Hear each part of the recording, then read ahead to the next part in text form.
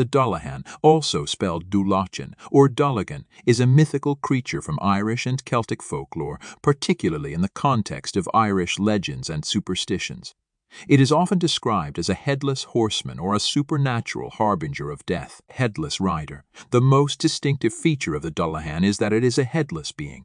It carries its own severed head in one hand, which is often described as having flesh that resembles moldy cheese and eyes that emit a malevolent, eerie glow, or cloak. The Dullahan is typically depicted wearing a long, flowing black cloak or shroud. It rides a black horse, which is sometimes also headless. Whip. The Dullahan carries a whip made from a human spine or, in some versions of the legend, from a human corpse's femur bone.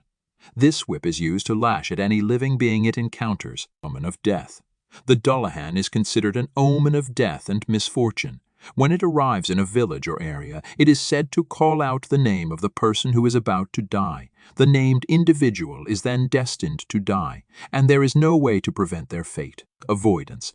Superstitions and folklore advise people to avoid encountering the Dullahan at all costs. It is said that the creature cannot be deterred or outrun, and even looking at it can result in the observer being splashed with a bucket of blood or being struck blind in one eye. Cultural significance. The Dullahan is deeply rooted in Irish folklore and storytelling, particularly in rural areas.